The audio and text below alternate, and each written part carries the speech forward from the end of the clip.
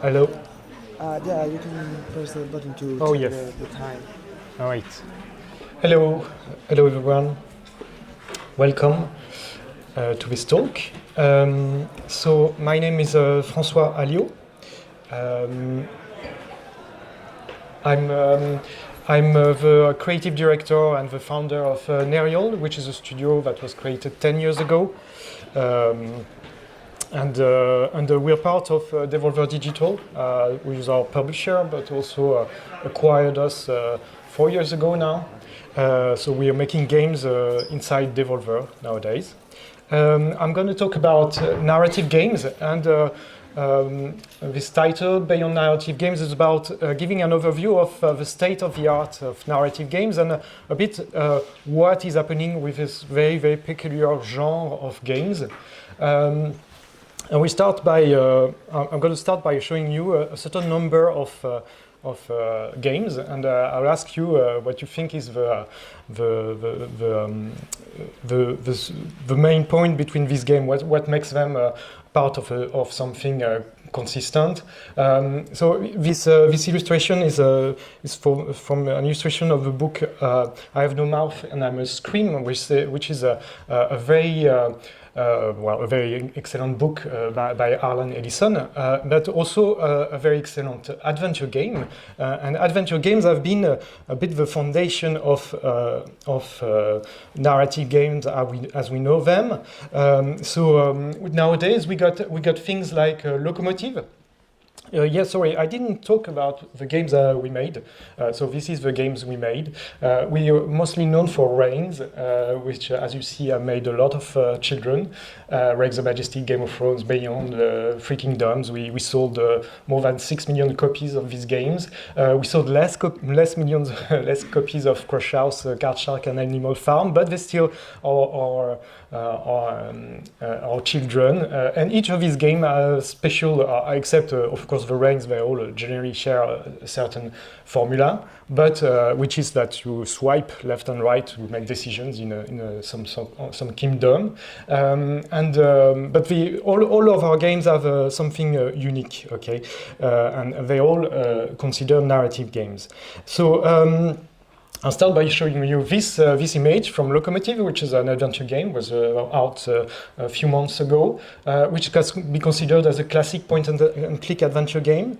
Then we got Immortality, which is very hard to describe.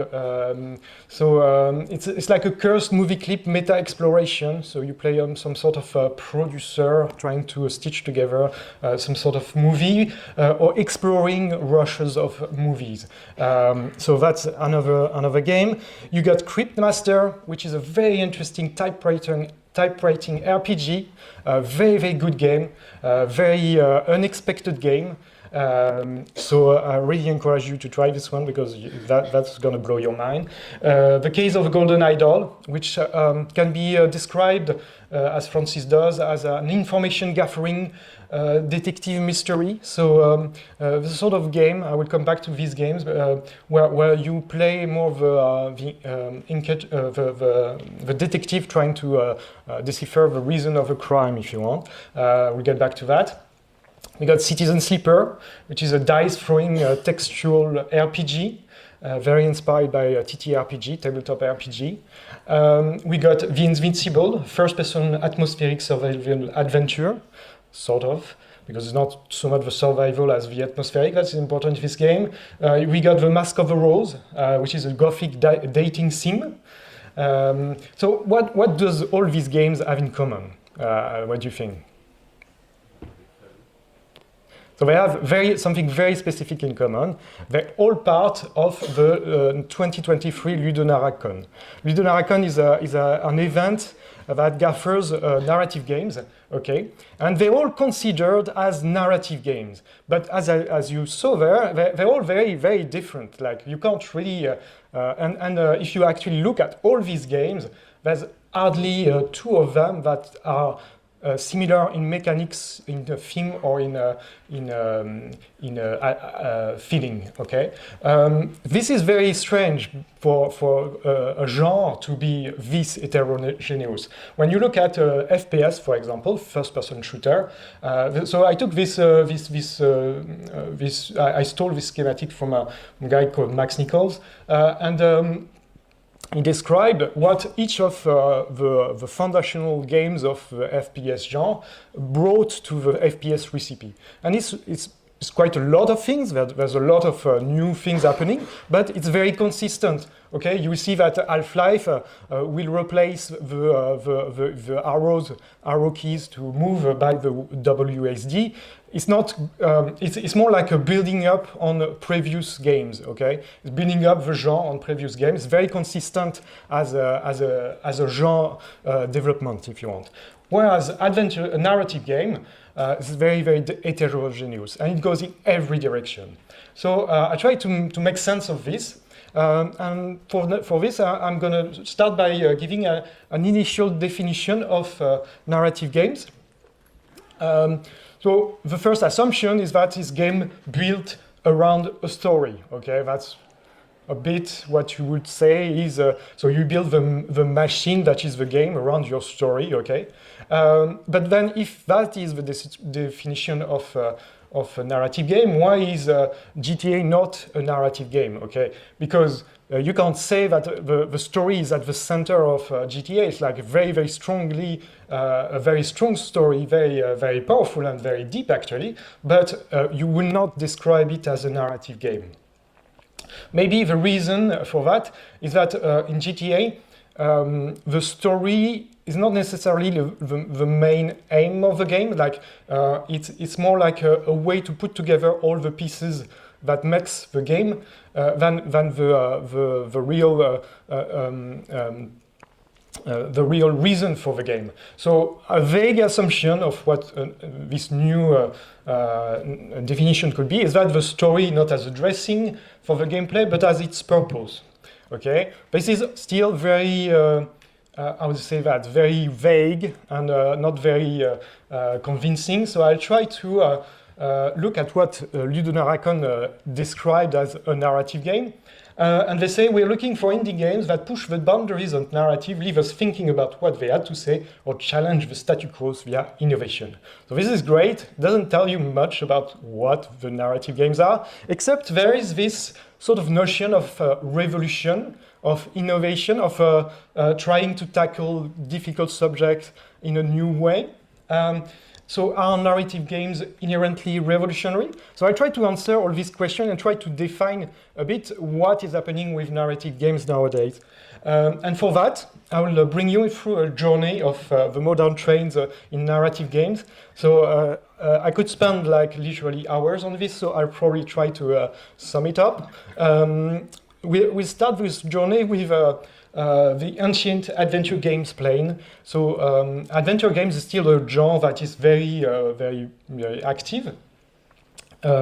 This is inherited from the point and click of the 90s that we all been brought with, so you still have releases that are really recent. So I talked about Locomotive as Crimson Diamond, which is like a really old-fashioned kind of King Quest 1 type of adventure game where you have to type actions. Duck Detective, very small scale kind of adventure game. With detective, like with mechanics that are similar to what you find in Return of the Obra Dinn and things like that. So still a bit of an innovation, still an adventure game. Excavation of Rose Barrow and generally what Wadjet Eye is publishing. All these things. Agent Ape, more like a puzzle kind of adventure game. So it is not selling millions of copies, these games. Still relatively strong, especially because there's a very strong community behind these games. Like there's really like a lot of this happening through the Adventure Games Studio, through Inc, and through a lot of tools that are available. And from this plane, we arrive in the immersive narration peak, Lost in Stories. So immersive narration is like so it's my own kind of group but it's the idea that you take some elements of the adventure games and you remove all the fluff and all the puzzles, and you just keep the character and you throw the character in the middle of a world they have to deal with. So these are more about immersion, about like Firewatch. You still have an inventory, you still have things, actions, and kind of key open door puzzles, but they are very liminal and very simple. So this is another trend in narrative games nowadays. We got the maze of puzzles, deduction, and information gathering games. So I don't know if you play Return of the Obra Dinn. That's a bit a foundational game for that genre, which is a genre that generally is something about this that is very particular, which is you generally happens after the fact. So you are analyzing a scene, like the crime scene, for example, and you try to pick up all the clues and you try to reorganize the clues to make an understanding of the events that have led to the crime. So this is the case of the Golden Idol, Obra Dinn, the Rootress Are Dead, not super well known, but very interesting game too. Very much in this genre, and this is very new. Like this is like not even 5 years old. I don't know. Obra Dinn's probably 4. Reaching the visual novel Capital City, Infamous, and City. So the visual novel is like when you take it's what happens when you take the adventure games and you remove the puzzle and just keep the characters basically, and it's all about exploring a narration through character interaction, which leads to the dating dimension of visual novels, which is very present. We see arts in at least 4 of his thumbnail. So Dream Daddy, Hatoful Boyfriend, Doki Doki Literature Club, which is more an horror story, but that's another story, like Slave a Princess, actually. Monster Prom, all these games have something very consistent about them. It's a Japanese genre. It's most like most of the games are made in Japan for this, but so yeah. So this is another dimension of the narrative games. Then you got you follow the role-play canyon. Undertale, very cool role-playing game. It is a RPG. It's got stats. Generally, we say RPG when you start to have stats associated with your character, but it goes a bit deeper. I'm not going to talk about Baldur's Gate, or Disco Elysium, but Citizen Sleeper. So this is very interesting, Citizen Sleeper, because it's actually a game that's been inspired by tabletop RPG, with the Blades in the Dark, which has a very interesting system based on dice and timers. So the actions start and the timer is created, and then the action is resolved when the timer is done, and you can have multiple actions happening at the same time. And this as a structure for a narrative game is very interesting, because you can start different actions in parallel and resolve them narratively. So that's very pertinent. Then we got down the random mind of system heavy narrative. So here we enter the more generated dimension of narrative games. This is when you start to have an algorithm pick up the actions that make that go on the path of the player. Okay, so instead of doing pure branching, static branching that goes from a point A to point B or C, and then from point B to point D or E, you start to have an algorithm create for you the path of the player. Like what happens in Hardware. Hardware, you are a cosmonaut, a spationaut going trying to survive in the universe. It's like a FTL but narrative. Okay, so you like a faster than light but narrative. So you go from one point to another, and the path will be created in front of you. It's what we do also in Ranks. For example, in Ranks we have this sort of generated narrative, in the sense that we pick the next card you're gonna play in your rank by analyzing analyzing the state of the kingdom and how you answer the various questions that are asked from you. So we got dredge, inscription. I was a teenager exocolonist. So we start to see this game associated with deck building, with various systems like that. And then we discover the fabled cave of emergent stories and deep simulation.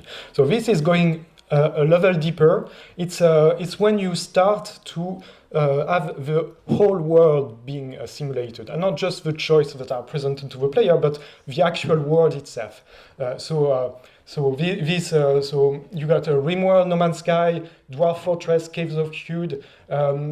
These games are huge in the sense that you can literally generate very unique path within this game, very unique civilizations, very unique events that will be completely generated by the system. It's like a system of systems, if you want. So you start to go very, very deep in the genre. And then we end up in an underground bazaar of bizarre. So all these games that are narrative but difficult to classify. Island Song, which is like a kind of rhythm-based walking simulator, but not just that. Immortality, I talked about it. Cryptmaster, Cosmic Wheel with Sisterhood, with Tarot generation. Before Your Eyes, when you blink, the story goes progress when you blink. And Dead Meat. Dead Meat is a very interesting example. You could make a full event about Dead Meat.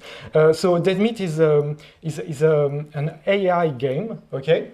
But the way the Meaning Machine, the studio behind Dead Meat, is approaching this question is very interesting because they're not trying. They're trying the small scale AI kind of option. So in Dead Meat, basically, you have very small models that can be onboarded on the devices themselves. So you don't have to query servers necessarily, and you have it's models that are very, very off-road. So you as a designer are able to completely structure the answers of the AI. So in this case, it's like a free-form detective game. So you have a witness in front of you, and you can ask any question you want to the witness, and the AI will answer. So this, I'm not a proponent of AI. I think 95% of AI projects are slope and just really grabbing the nice things about creations in the world, but at the same time we can't just ignore it because that's going to be on us. Well, it is already on us now, and there's already going to be something left from the current bubbles around the AI. So I really think we should not be blind about it. Even if at the moment it really sucks, to be honest. So mapping narrative games. So we got this journey. I went through a journey through narrative games. We start with the adventure games, immersive peak, deduction and information puzzle maze, visual novel capital city, roleplay canyon, system EV mine, deep simulation cave, bazaar of bizarre. So this creates a map, a mental map of what the narrative games are at the moment. And it can be expanded, like this is just a glimpse. And also, it's not like a silo, it's not like things that are closed. You can have things that are between subgenres, like Ace Attorney can be considered a visual novel in its mechanic and its flow. Okay, this is a lot about chatting with characters, but at the same time, it's also a deduction and information maze. Shadow of a Doubt, very interesting example between the deep simulation cave and the deduction and information maze. So you play this inspector in a generated city with generated case, presented to you, and you have to solve this case. So this goes towards the simulation, but while opening and every time you open a tunnel between genre like this, you create a new genre basically. So this is a very effervescent kind of genre, and why such an explosion? Why are we witnessing such an explosion in narrative games? There are three reasons. And I think a change of paradigm, and that will lead us to a new definition of what narrative games are. The first is money. There's a bit of money behind the narrative game at the moment. So that's mostly because of Netflix. Netflix has been pushing narrative games, not with great taste all the time, let's be honest about it, but they're still pushing indies, they're still pushing a creation in narrative games. We see a storyteller, which is not exactly a narrative game, it's more like a puzzle game, but it's still it's been downloaded as much as GTA on Netflix, and they're really pushing it. I'm not sure it's going to last very long, and they're mostly focusing on their own IP. But at the same time, it's been a bit of a boon in the for stories in games. That's one reason. Tools and thriving communities. I put a few things that are happening. So game maker, adventure game studio. So these are tools to make like fully fledged tools to make games. Ink. You got John next tomorrow. So Ink is a scripting language for games. So you integrate that generally in other tools. And it really works very well with Unity, with Godot, with whatever you want. And that tool is a very interesting. It's been a foundational system for a lot of games, because it's sort of open up the notion of creating stories that are not just branching, that really explore a story deeply. I put also Pico 8, not particularly because you got a lot of narrative games, but there's so many games, so many things happening through the Pico 8 community, and new things every week. So this is just a few examples. There are obviously millions more, but there are tools, there are thriving communities, and they love stories. And the final reason is that we are seeing a shift from writers to narrative designers. This is maybe a picture of John giving light in forms of ink to poor developers. So it's from writers to narrative designers. What does that change mean? Historically, when you think about writing for a game, you start thinking like you and because you start thinking about it like a script for a movie. Okay, you have a game to make, you write a story, you apply the story to the game, you got a game. Okay, so this is what happens on the left. What is changing is that, and this is narrative design, is that we narrative designer build the story with the gameplay, this is by iterating between the gameplay and the story that you create the game. And I will give you a very concrete example, which is mine. When we made this game Rings, okay, so as you know now, so Rings was pitched as Tinder meets Game of Thrones. Okay, so you are a king in a kingdom, and you swipe left and right, and you make decisions, and that affect your kingdom, and then you die horribly very quickly. And so in this game, I was not thinking about the story. I'm the writer, I'm the developer, so I was doing pretty much, except the art, I was doing everything, and I was not thinking about the story. I was writing funny cards, okay? And this is how I made the game. I made the game by writing a lot of cards, playing with them, seeing where it goes, expanding the gameplay by adding more cards and more cards and more cards. And then at some point, 3 months from the release, I'm like, oh, it would be great if there was like a story, you know. And so that like the actual arc of the game emerged from the gameplay 3 months before the release of the game. Okay, so we got this thing where I'm not gonna spoil you. I'm gonna spoil you. So you very quickly understand that you're stuck in this loop, in this dynasty of kings that would all die horribly very quickly, and around at year 666, you meet the devil, who explains that you are cursed. And you are cursed at being the king. You wanted to be the king forever, so you will be the king forever, but you will die forever, and then stuck in this loop basically forever. And so the whole game will be now about trying to break the curse. And there's a lot of complicated ways to do that. But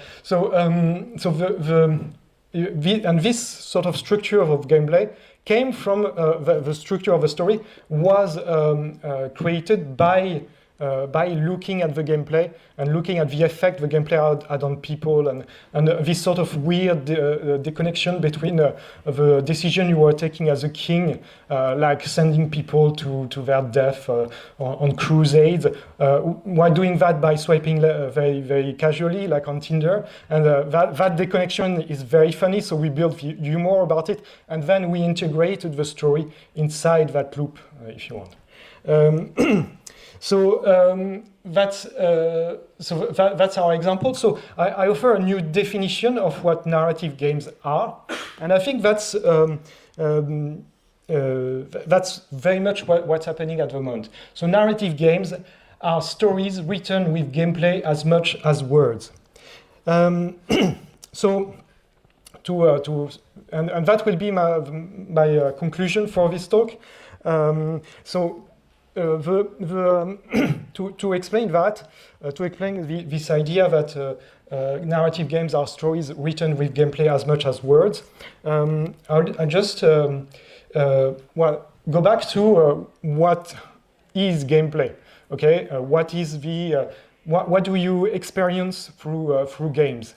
When you I'll just use what Roger Caillois wrote, who is a sociologist who wrote Man, Play and Games. He was not talking particularly about video games, he was talking about games in general, but still relevant for video games.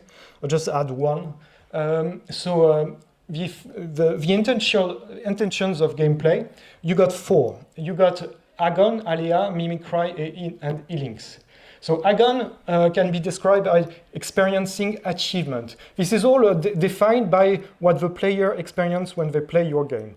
Okay, so experience achievement. Say it's competition, but it's not just competition against other human being. It's also competition against yourself. Okay, and so it's going to the top of the mountain. It's beating the boss.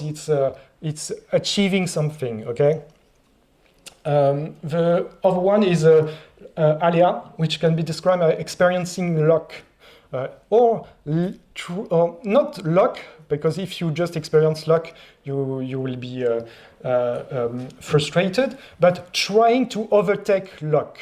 Okay, this is aléa. It's like you want to be able to throw the dice, but in a way that your odds are better than the normal human being. Okay, so that's aléa in video games. So that's mostly that. Experience fantasy. So mimicry, it's experiencing fantasy, playing a role, playing a new character, something you are not in your day-to-day life. And then you got e-links, which is experiencing vertigo. The idea that you are, it's when you play you go down slides as a kid, you experience vertigo. That's also a very strong element of games, and I have a great example of that.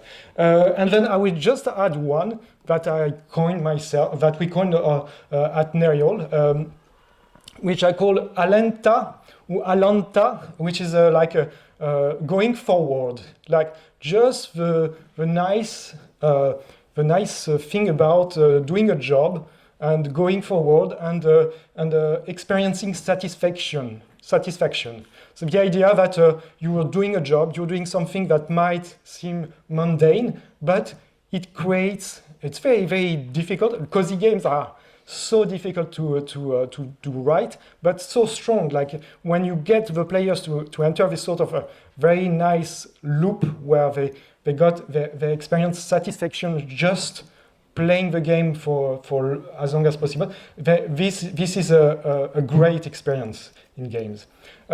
So I defined it as the quiet satisfaction derived from putting work into thoughtful, repetitive tasks that offer steady progress with enjoyment coming from process itself rather than its completion. So it goes with achievement, but it's not about the achievement, it's about the journey more, if you want. I will try to give you some example of what it means to write with gameplay, okay? And how do you tell a story through gameplay, through through this experience you want your player to go through. I'll start with unpacking. Unpacking is a very, very beautiful game about just sorting out your room, okay? So you pick items, you put them in box, you put things in order, you try to, and you have this very nice orthogonal system, very satisfying. So you experience satisfaction just by playing this game, and at the same time, it tells a very unique story because you play this character and you go through all the stages of a life, okay? So you start with the child room, the teenager's room, the young adult, and so on and so forth. And this tells a story in itself, if you want. And so the structure of just going through this satisfying loop of Alanta is in itself telling a story, okay? And you see that what makes this game narrative in a way is that it's building up a story through the experience of the game itself. Power simulator. Experience satisfaction and travel far. So Power Simulator is a very interesting game because it's about cleaning up stuff, okay, with a Porsche. I'm doing power washing sometimes, and it's not that fun. But this game is very fun. So why is it so fun? It's because it still brings you somewhere. Okay, it still takes this sort of idea. You start cleaning up, and it's very satisfying to clean up stuff, and then when you go from one to the other, it goes somewhere. It even goes to Mars, okay? So there's like it really takes the thing and bring it somewhere new every time you start a new stage. And this tells a story in itself. Elden Ring. So yes, experience achievement through suffering.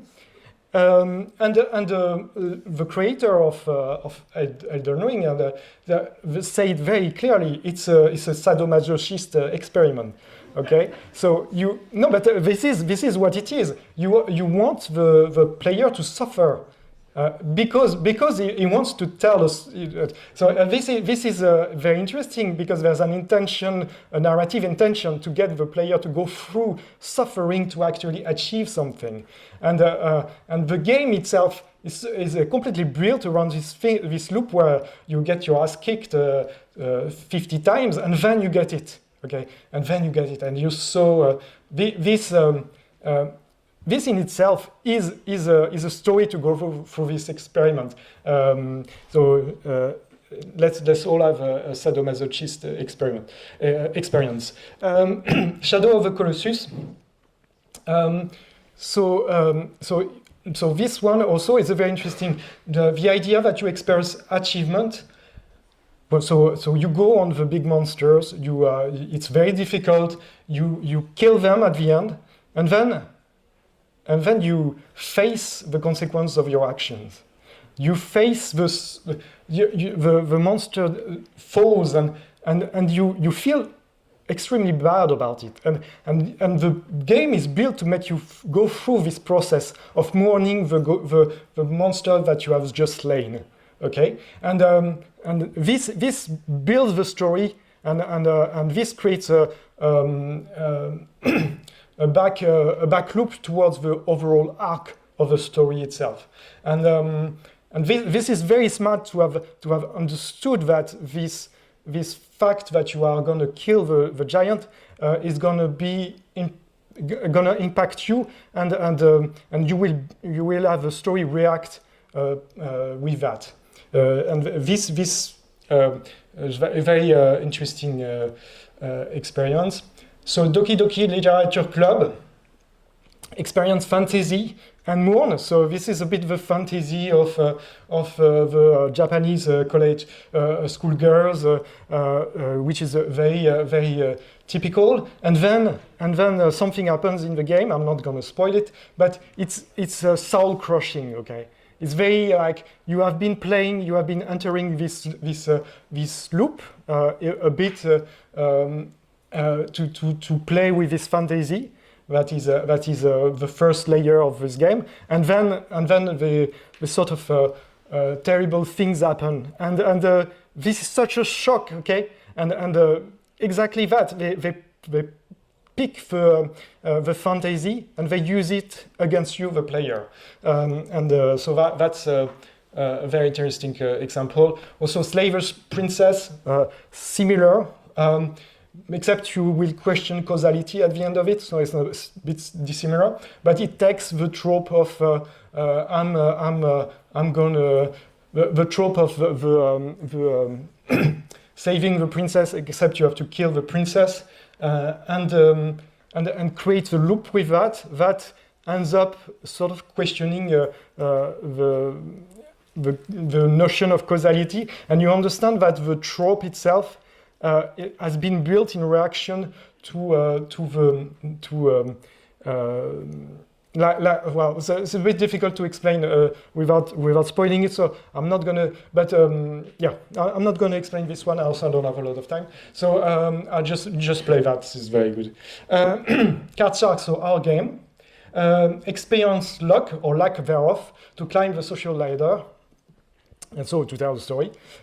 So in Card Shark, you play a 18th century a lad who goes up the social ladder by cheating at cards. Okay, and the whole game is about cheating at cards. So in Card Shark, and this is the notion of alia, in the sense that there's actually almost no alia in the game. There's no randomness. There's no luck. You're just trying to beat luck by cheating. Okay, and the whole game is about that.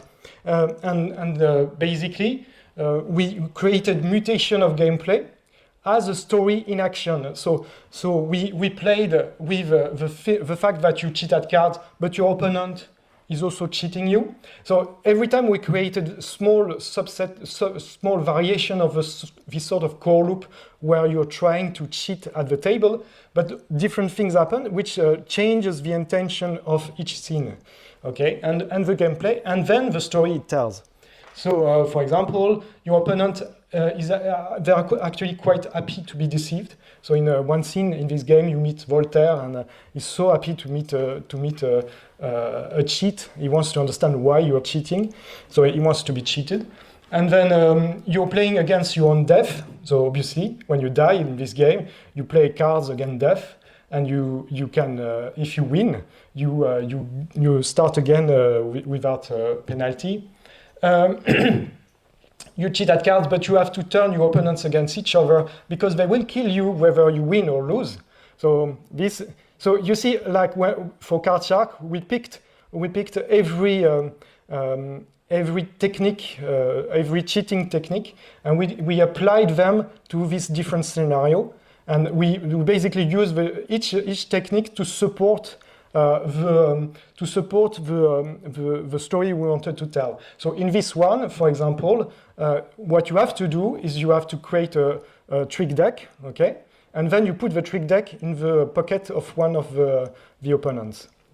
This an example. But cheating your opponent will ruin their life. So there's in this game there's a scene where you cheat someone, everything's fine, and then 2 years later you meet that same character and he's in a casino and you ruin their life. So we played with all the extension, everything that this sort of theme of trying to break luck can bring. That's it. And the last one, I will stop on that. Otherwise, experience vertigo and consider the end of civilizations. Otherwise, this is something that happened to me. Like I played for all these games, but this specific scene happened to me. So in Outer Wilds you play this sort of pocket solar system, okay, and with different planets, and you try to to understand why your sun is about to explode, which creates a time loop. But anyway, you end up in this planet which is hollow. And in this planet, at the center of this planet, there's a dark, black hole, and all the time you are inside this thing, you see bits of the planet falling down, and you're like, I don't want to fall in the black hole, okay? And then you go through this, and then necessarily I try to jump, and then when you jump in this planet, you actually fall into the black hole.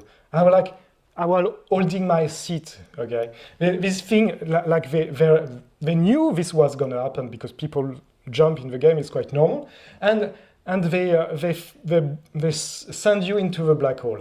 I was really like a weird experience, this experience of vertigo, like literally vertigo, and you end up in the black hole, and then there's something in the middle of the black hole.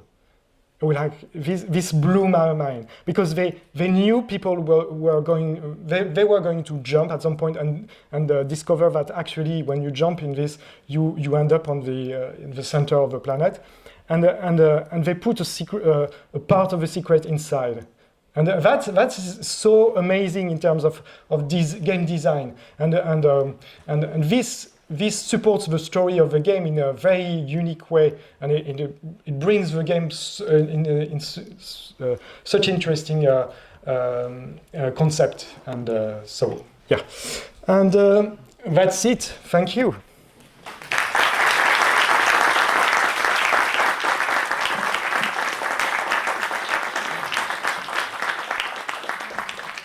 I don't know if there's any question. O alguien que quiera preguntar alguna cosa.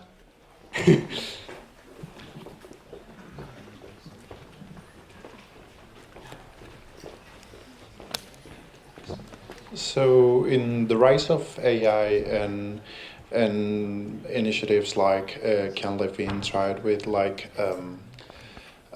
procedural narratives and building blocks of narrative, do you feel like there could be an ethical way to actually merge large language models when it's like trained on the writing of everyone to actually have ethical, procedural living worlds? Yeah. So this is a very interesting question. Well, you can hear me. So it's a very interesting question.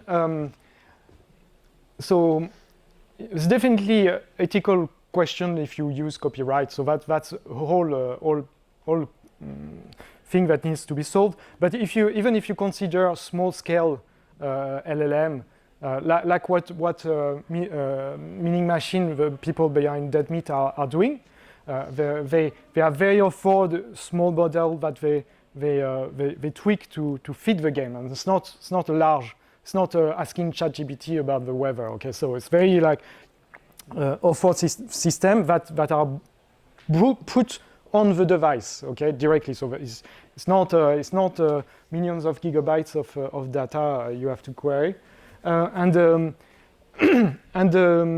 so it's. I think it's possible with small LLM to get to that point. The problem you got. And I'm talking to these people, and I don't have yet completely the answer. I'm not sure meaning dead meat is the answer yet, but the problem you got compared to Cave of Cube or Dwarf Fortress, which are super heavy, deep simulation, very complex, but 100% offered. So like the developer can take the can look at the bug and know exactly where it comes from. With the LLM, the problem you got is that you will not necessarily be able to decipher the reason why your thing end up in a case. Okay, so it's more like beyond the ethical issues. There's also a question of design. Okay, it's like, are you able to actually go deep enough to be sure that sorry, I'll stop that. To be sure that you still in control of your design and your story, because potentially it can go sideways. So this is still something I'm looking at, but I don't know. Yeah, we don't have the answer yet. We're still exploring this, I think. Thank you. It's very interesting.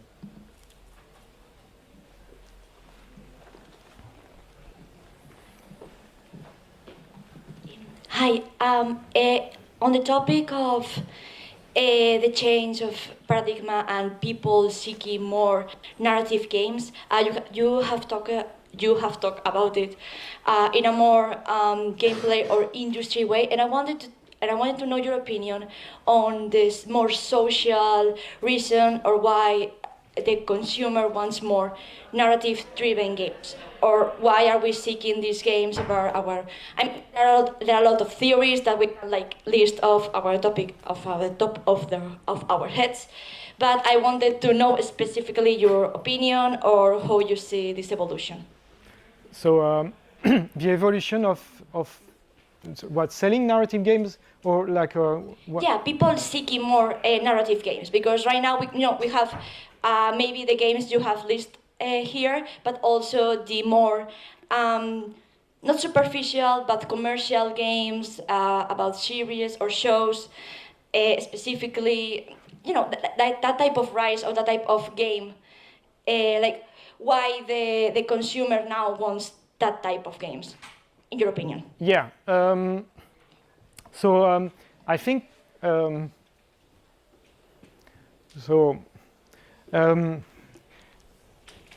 I would say it's a bit difficult to I'm not entirely sure that that's the thing with a narrative game. It's like you how do you say that?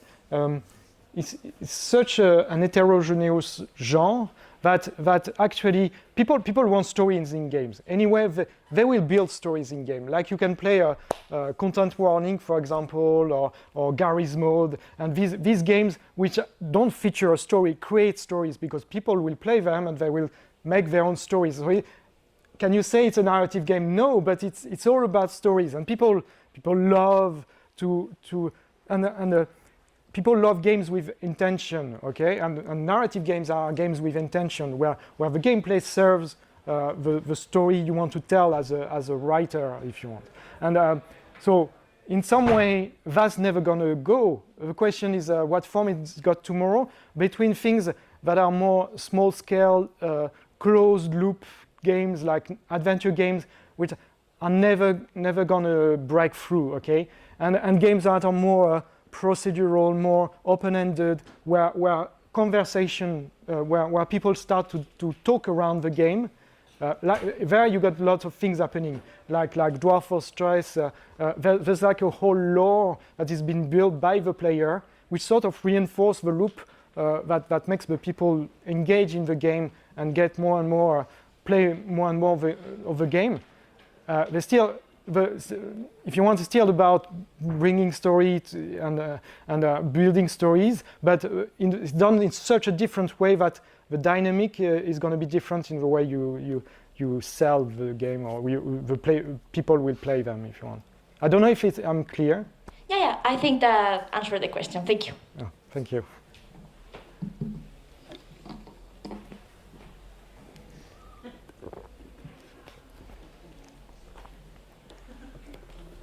If there's no more questions, then we finish here. Thank you, François, for this beautiful last presentation, and Thank you. see you tomorrow.